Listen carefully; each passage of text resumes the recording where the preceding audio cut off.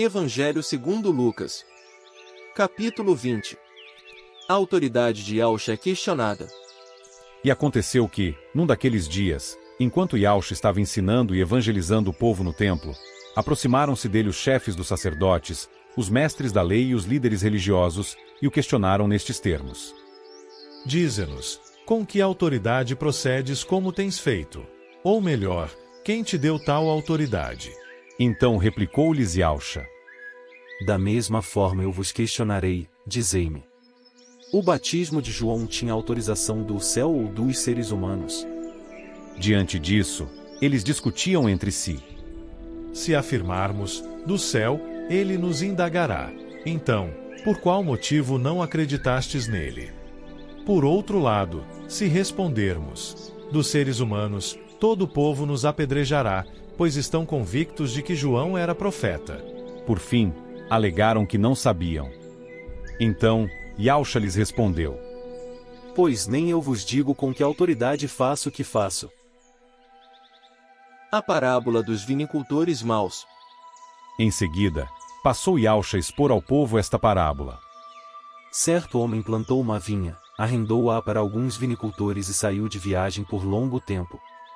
Na época da colheita, ele enviou um servo aos vinicultores, para receber a sua parte nos lucros da vinha. No entanto, os vinicultores, depois de o espancarem, o mandaram embora de mãos vazias. Diante do ocorrido, enviou-lhes outro servo, mas eles, da mesma forma, a este esbofetearam e depois de o humilharem, o despediram sem nada. Mandou ainda um terceiro servo, todavia, a este também, muito feriram e expulsaram da vinha. Então disse o proprietário da vinha: Que farei?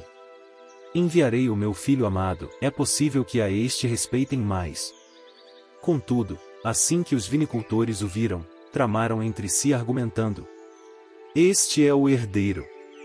Ora, vamos matá-lo, e assim, a herança caberá a nós. E atirando o filho para fora da vinha, o assassinaram. E agora? O que lhes fará o dono da vinha? Virá e destruirá aqueles vinicultores maus e dará a vinha a outros. Quando o povo ouviu isso, exclamou: Que tal coisa jamais ocorra. Porém, Yahushua olhou bem nos olhos de cada pessoa e indagou: Então qual é o significado do que está escrito? A pedra que os construtores rejeitaram, esta veio a ser a principal pedra angular. Todo o que bater contra esta pedra será despedaçado, e aquele sobre quem ela vier a cair será reduzido a pó. E naquele mesmo instante, os mestres da lei e os chefes dos sacerdotes tentavam de alguma maneira prender a Yahushua, pois perceberam que fora contra eles que ele havia exposto esta parábola. Contudo, temiam a reação do povo. Tributos pagos ao Criador e a César. Então eles se dispuseram a vigiá-lo, e para tanto, subornaram espiões que se fingiram justos para apanhar Yahushua em qualquer eventual deslize verbal e com isso poder entregá-lo à jurisdição e à autoridade do governador.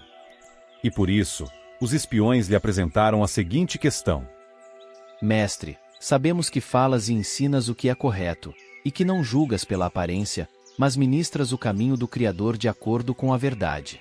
Pois bem, é certo pagar impostos a César ou não? Yahushua percebeu a astúcia deles e lhes ponderou: Mostrai-me um denário. De quem é a imagem e a inscrição estampadas? Imediatamente replicaram: É de César.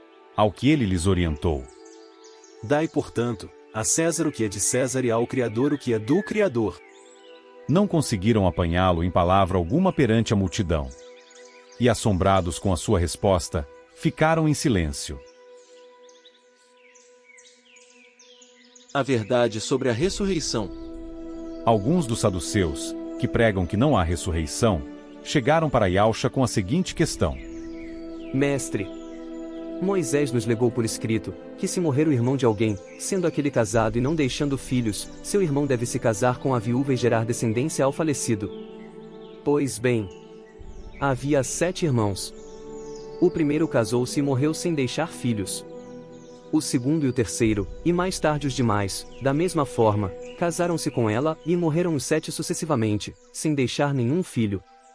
Finalmente faleceu também a mulher. Na ressurreição, de quem ela será esposa, visto que os 7 foram casados com ela?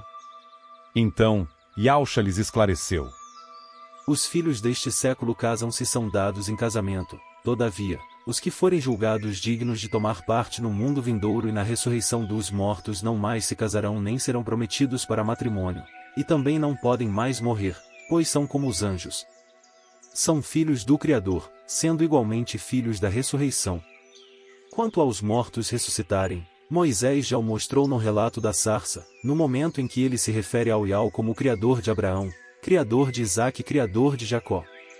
Portanto, o Criador não é o Criador de mortos, mas sim de vivos, pois para ele todos vivem. Então, alguns dos mestres da lei se manifestaram exclamando: Mestre, falaste muito bem. E a partir daquele momento, ninguém mais ousava lhe interrogar. O Machia é mestre de Davi. Então Yahshua lhes indagou: Como podem afirmar que o Machia é filho de Davi? Sendo que o próprio Davi declara no livro dos Salmos: O Criador disse ao meu mestre: Senta-te à minha direita, até que eu ponha os teus inimigos como estrado para os teus pés.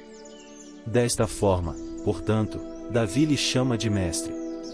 Então como pode ser ele seu filho? Yahshua previne aos seus discípulos. Então, estando todo o povo a ouvi-lo, Yahshua advertiu aos seus discípulos: Tende cuidado com os mestres da lei, pois eles fazem questão de andar com roupas especiais, e muito apreciam serem saudados nas praças, ocupar as cadeiras mais importantes nas sinagogas e os lugares de honra nos banquetes.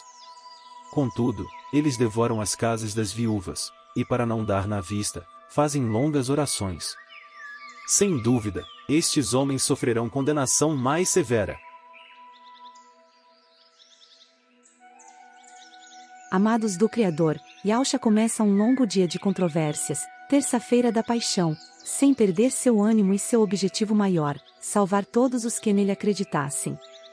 João 1, versos 12 ao 14, ainda que esse esforço o levasse ao martírio. No domingo Yahshua havia entrado em Jerusalém sob aclamação do povo em procissão. Na segunda-feira expulsou os vendilhões do templo, Marcos 11, versos 19, e 20, e 27, ao 33.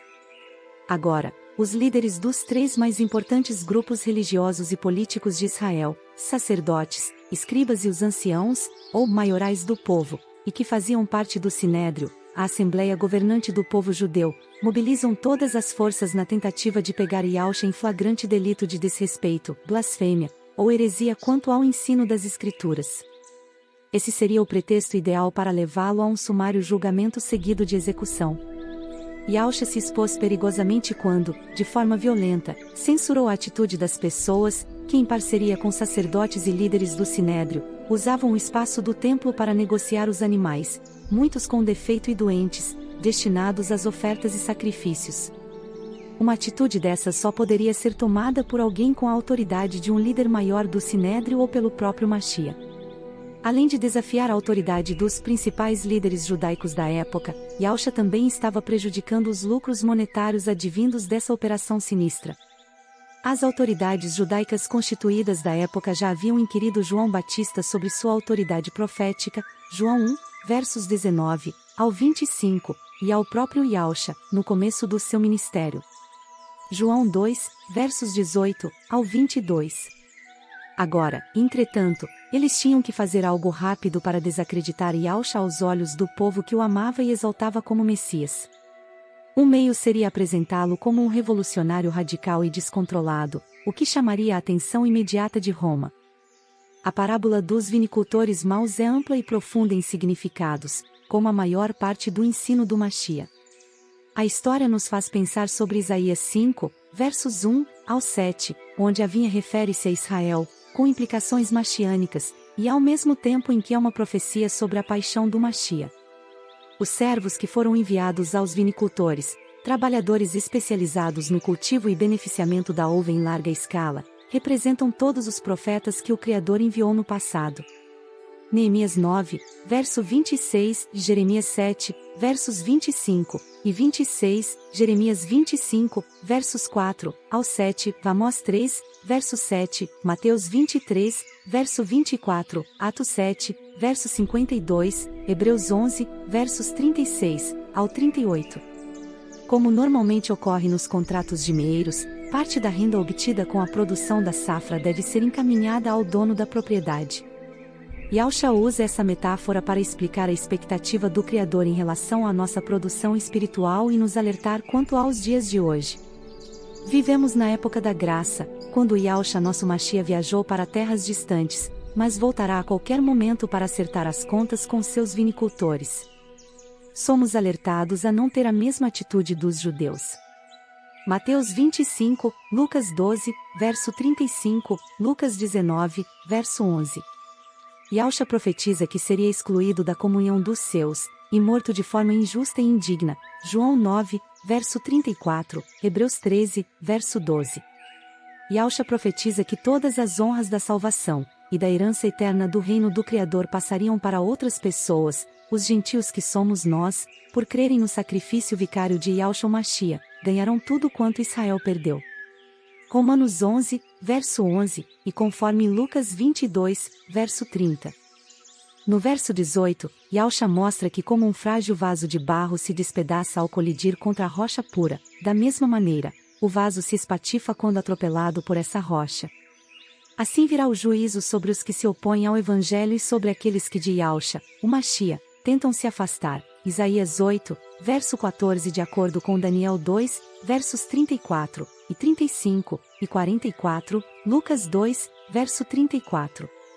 Yahushua cita o Salmo 118, que foi cantado por ocasião do término da reconstrução dos muros de Jerusalém em 444 antes do Mashiach.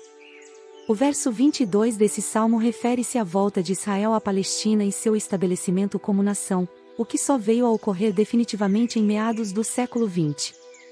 Os religiosos e o povo fiel esperavam uma renovação gloriosa do templo com a chegada do Mashiach.